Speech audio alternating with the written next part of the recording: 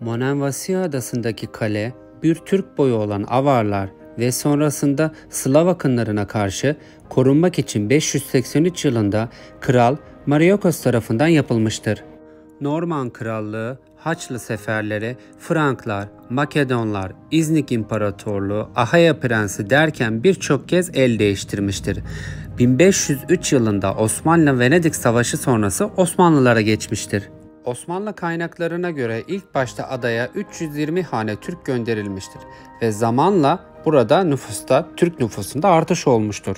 1821 yılında Bağımsızlık Savaşı'nda Monemvasia kaybedilmiştir. Osmanlı zamanında buranın ismi Menekşe'dir. Sizlere Monemvasia'nın tarihini kısa şekilde anlattıktan sonra da hadi şimdi bu güzel köyü gelin birlikte bu güzel kaleyi görelim.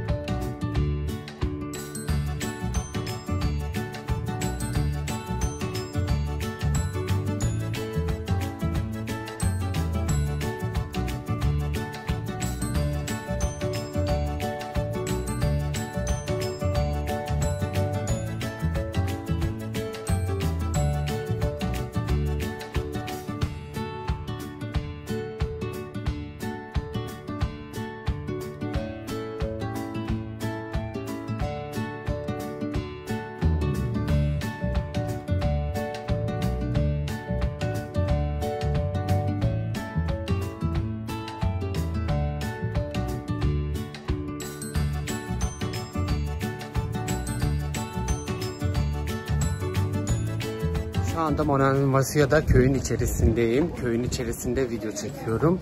Köy sokakları o kadar dar ki zaten arabayla girişinde kesinlikle izin vermiyorlar köyün.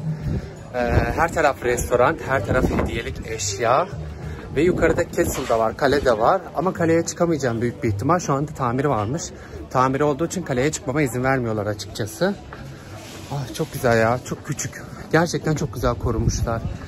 Hani minik minik restoranlar olsun, minik minik butik oteller olsun.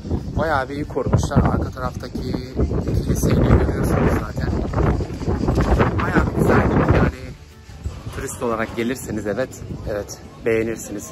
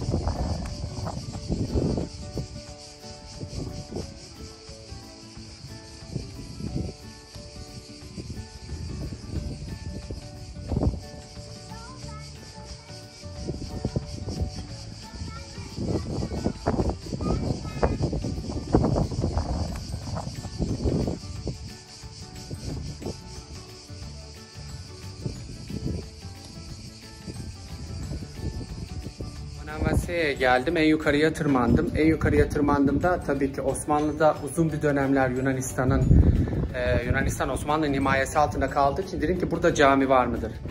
Osmanlı döneminden kalma yapılmış küçük bir cami. Burası ta kalenin zirvesine yapılmış. Buraya aşağıda kiliseler var. En yukarıya bir tane Osmanlı camisi yapılmış. O da burası. İçerisi. Tabii içerisinde herhangi bir yazı çizim, Allah yazıları, Arapça yazılar ya da Müslümanlığa ait dini semboller yok. Ama böyle küçük, eğer ki bakarsanız bu duvarlarına, şuralarına, evet gerçekten Osmanlı camisini, yani camileri anımsatıyor birazcık. Ve burada da bir Osmanlı camisi bulmuş oldum.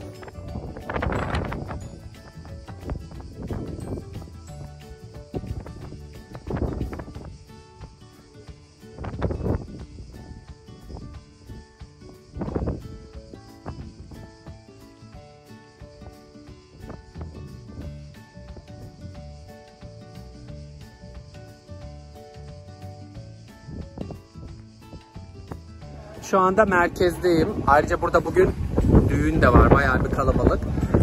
Monovasyon'un merkezindeyim. Bu arkamda görmüş olduğunuz yer, az evvel ben yukarıya tırmanmıştım. Videolarda görmüşsünüzdür. Cami olduğunu anladım. Şuradan anladım ikinci camiyi. Kiliselerin genelde tavanları daha çok böyle kepçenin tersi gibi yukarıya doğru. Osmanlı camilerinin daha basık. Bu dedim eğer ki müze ise kesin camidir dedim. Çünkü bazı yerlerde cami olarak kullanılmasına izin vermiyorlar. Ve meydanda görmüş olduğunuz bu yapı, şimdi etrafını da çekeceğim, bir Osmanlı camisi.